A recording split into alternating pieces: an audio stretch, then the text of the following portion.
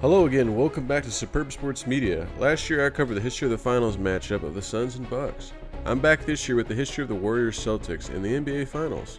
Ironically enough, I planned on a video of Wilt Chamberlain and Bill Russell's great career rivalry, and this video here is an excellent segue into that, as they met each other in the finals while Wilt played for the Warriors and Bill played for the Celtics. The universe is cool sometimes. As they say, there's no such thing as a coincidence.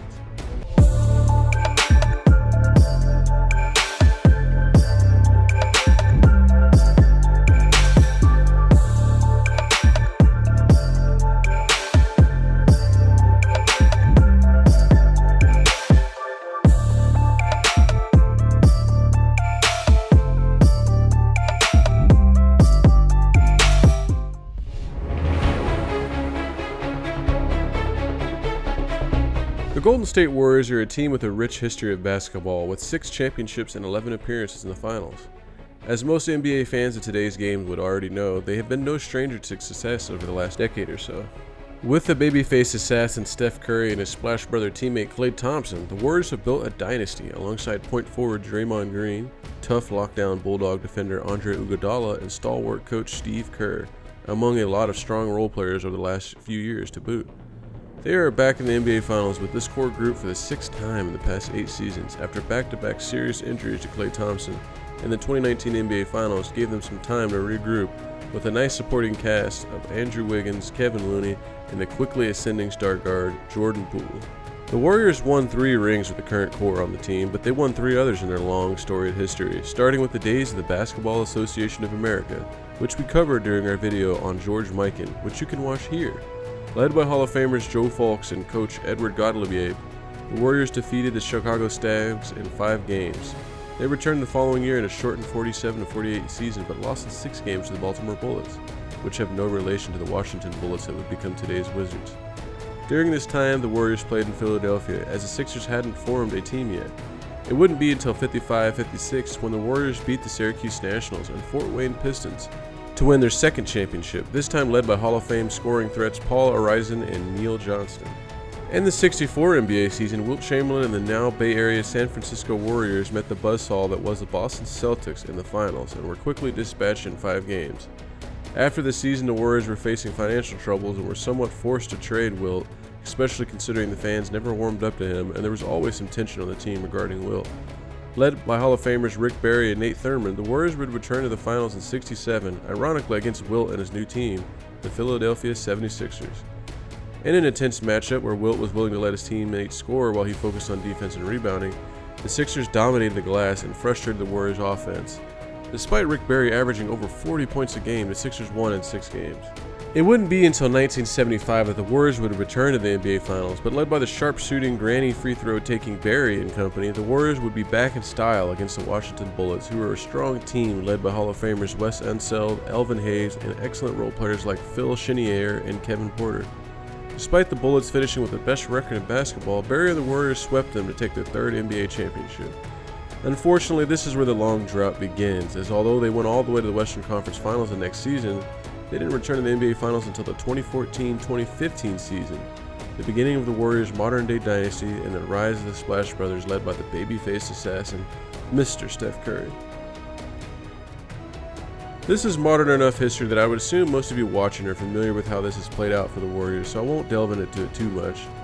But with the likes of Curry, Klay Thompson, and excellent role players such as Draymond Green, Andre Iguodala, Sean Livingston, and others, the Warriors changed the course of history and ushered in a new era of small ball shooters which can hit from anywhere, as well as implementing a lot of off-ball screens and other tactics to get their star players better looks for their devastating three-point shot.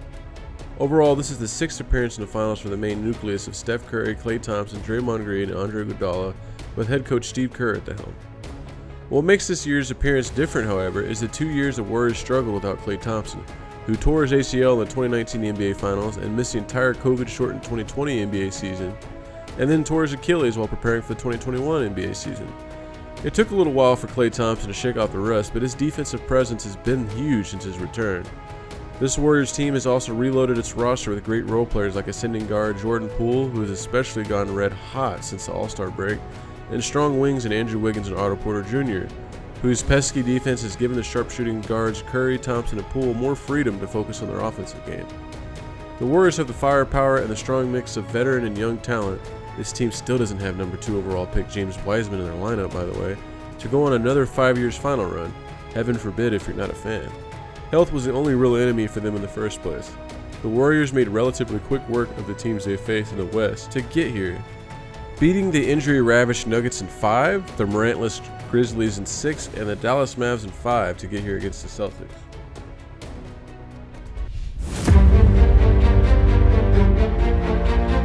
There's storied franchises, and then there's historical institutions, and that's exactly what the Boston Celtics are.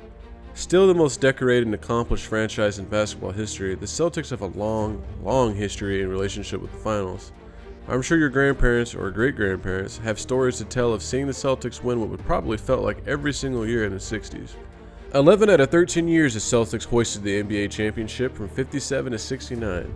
Only the St. Louis Hawks and the Sixers were able to knock them out in the 2 years they didn't win, and both of those teams won the NBA championship. Many great players were outright denied rings during this time or just had to wait for the Celtics to age out.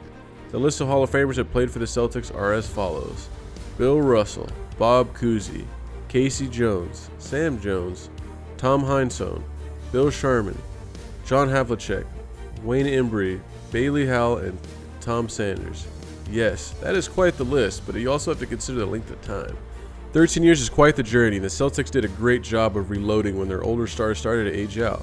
But it's no surprise that this team did take a break for a few years from the finals after '69, Bill's last season as a player. He spent the last couple of years as a player coach and even won a championship as a coach, the first black coach in American sports to win a championship. For the sake of brevity, I won't get into a lot of details about the very long Boston dynasty that dominated the 60s, but I will get into much more detail in a video very soon.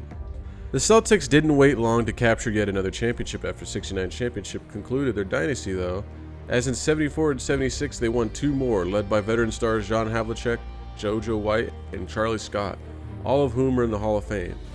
In '74 they retired Oscar Robertson and set the wheels in motion for young Kareem to leave in LA.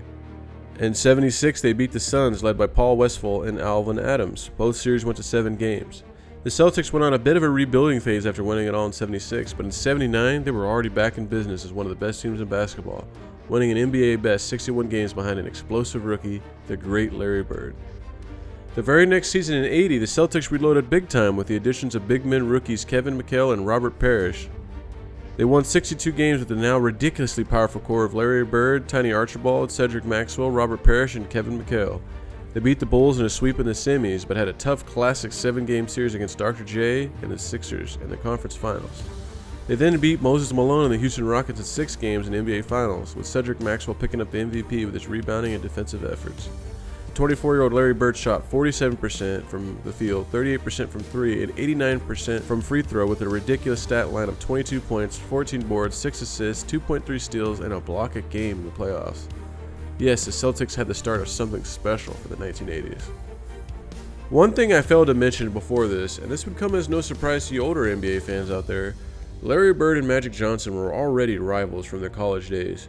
Magic and the Lakers happened to win the championship in '79 when both Bird and Johnson were both rookies. Then Bird and the Celtics won the following year when both players were in their second year. This would begin the great Lakers-Celtic rivalries of the 1980s as both teams played through their young superstar players and both teams won multiple titles with their stars. To give you an idea of how dominant the Lakers and Celtics were in the 80s, either team represented their conference every year of the 1980s from '80 to '89. Either the Lakers or the Celtics were in the finals, with the Lakers having the series lead 2-1 over the Celtics. It was in 1984 when the Celtics beat the Lakers in the finals. They rematched again the next year and in '88, and the Lakers took both of those. With the nucleus of Bird, McHale, and Parrish, the Celtics won 3 championships in the 80s, 80, 84, and 86, with 2 more appearances in 85 and 87. With as much sustained success as the Celtics had from the late 50s all the way to the late 80s, it wouldn't be until 2008 that they would finally return to the finals, this time with the Big Three core of Paul Pierce, Ray Allen, and Kevin Garnett. This is a huge development at the time, as Ray Allen and Kevin Garnett joined Paul Pierce in Boston in order to topple the rising Cavaliers led by LeBron James, as well as compete with the Western Conference juggernauts like San Antonio Spurs and the Los Angeles Lakers, their old rival. The Celtics won an NBA best 66 games, but had their hands full in the playoffs, taking the Atlanta Hawks to 7 games, their young rival Cavs to 7 games, and the Pistons to 6. And in the finals, they met their old arch rivals, the Lakers, with MVP Kobe Bryant in the fold. In what was an instant classic series, the Celtics Big Three knocked off Kobe and the Lakers in 6 games. In classic Lakers fashion, however, they took the next 2 championships in return.